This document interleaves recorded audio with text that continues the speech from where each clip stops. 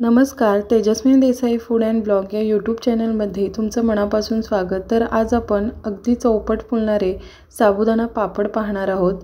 तर मी इथे 1 कप साबुदाणा रात्रभर भिजत ठेवलेला होता। साबुदाणा बुडेल इतपत याच्यामध्ये पाणी घातलं होतं आणि 7 ते 8 तास भिजवून घेतलेला आहे। चांगला मऊसूत भिजलेला आहे। तर आज आपण कुकरमध्ये साबुदाणा पापड पाहणार आहोत। अगदी झटपट होतात, अगदी 5 मिनिटात तयार होतात। तर नक्की ट्राय करा। अगदी सोपी पद्धत आहे। तर 1 कप साबुदाण्यासाठी मी इथे 2 कप पाणी घेतलेलं आहे। ज्या कपाने साबुदाणा मोजून घेतला होता अगदी त्याच कपाने आपल्याला पाणी घ्यायचं आहे। तर 1 कपासाठी 2 कप पाणी घ्यायचं आहे। चवीनुसार मीठ टाकायचं आणि पाणी गरम झाल्यानंतर जो साबुदाणा आपण भिजवत ठेवलेला होता, भिजवून घेतलेला आहे, तो त्याच्यामध्ये टाकायचा। तर अगदी सोपी पद्धत आहे। इथं अजिबात ढवळत बसायची गरज नाही। तर अगदी 5 मिनिटात हे साबुदाणा पापड तयार होतात। हे पापड अगदी चौपट फुलतात आणि मस्त असे खुसखुशीत होतात। तर तुम्हाला एक रिक्वेस्ट आहे, जर तुम्ही माझ्या चॅनलवर नवीन असाल, चॅनलला जर सबस्क्राईब केलं नसेल तर प्लीज सबस्क्राईब करा। सबस्क्राईब करणं पूर्णपणे फुकट आहे आणि जर सबस्क्राईब केलं असेल तर व्हिडिओला लाईक करा। तर इथे मी साबुदाणा टाकून घेतलेला आहे। तर याच्यावरती आता आपल्याला झाकण लावायचं आहे।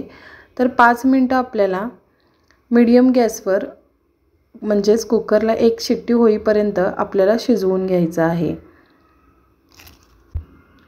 तर 1 शिट्टी झालेली आहे। 1 शिट्टी झाल्यानंतर 10 मिनिटं आपल्याला कुकर तसंच थंड होईपर्यंत ठेवायचं आहे। म्हणजे टोटल आपल्याला 15 मिनिटं, 5 मिनिटं आधी 1 शिट्टी होईपर्यंत शिजवायचं आहे। त्यानंतर गॅस बंद करून आपल्याला 10 मिनिटं असंच कुकर ठेवायचं आहे। तर टोटल 15 मिनिटं झालेली आहे। तुम्ही बघू शकता मस्त असा साबुदाणा शिजलेला आहे। आपलं मिश्रण अगदी परफेक्ट तयार झालेलं आहे। यासाठी आपल्याला ढवळत बसायची पण गरज नाही आणि सारखं लक्ष द्यायची पण गरज नाही। तुम्ही बघू शकता अगदी 5 मिनिटांमध्ये तयार झालेला आहे। तर थोडंसं थंड झाल्यानंतर एका प्लॅस्टिकच्या कागदावर आपल्याला पापड पसरवून घ्यायचे आहेत। तुम्ही तुमच्या आवडीनुसार जाड पातळ तुम्ही पसरवू शकता। तर मीडियम मी असं पसरवून घेते। तुम्हाला मोठे किंवा छोटे कोणताही आकार देऊ शकता। तर अशा पद्धतीने प्लॅस्टिकच्या कागदावर आपल्याला पापड घालून घ्यायचे आहेत पळीच्या साहाय्याने। तर 2 दिवस आपल्याला कडक उन्हामध्ये हे पापड वाळवून घ्यायचे आहेत किंवा तुम्ही पंख्याखाली सुद्धा सुकवू शकता। तर अशा पद्धतीने मी सगळे पापड टाकून घेतलेले आहेत, बघू शकता। याच्यामध्ये तुम्ही फ्लेवरसाठी जिरेसुद्धा टाकू शकता। तर मी इथे 2 दिवस कडक उन्हामध्ये पापड वाळवून घेतलेले आहेत। तुम्ही बघू शकता मस्त असे वाळलेले आहेत आणि छान तयार झालेले आहेत, पांढरे शुभ्र। तर मी आता तुम्हाला इथे तळून दाखवते पापड किती चौपट फुलत आहेत। तर मस्त असे तयार झालेले आहेत।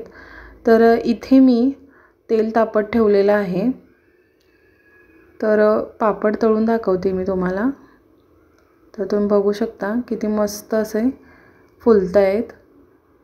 अगदी दुपटीने तिपटीने नाही तर चौपटीने फुललेला आहे पापड आणि अगदी पांढरा शुभ्र। तुम्ही हे उपवासासाठी पण खाऊ शकता आणि तसेही खाऊ शकता। तर बघू शकता इथे तुम्ही। तर नक्की ट्राय करा, अगदी झटपट होतात।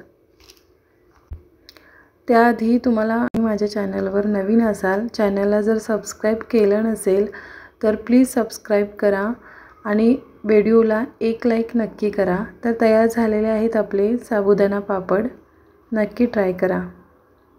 अगदी कुरकुरीत होतात आणि अगदी पांढरे शुभ्र आणि अगदी झटपट तयार होतात। नक्की ट्राय करा। तर भेटूया आपण एका पुढच्या नवीन रेसिपीसोबत।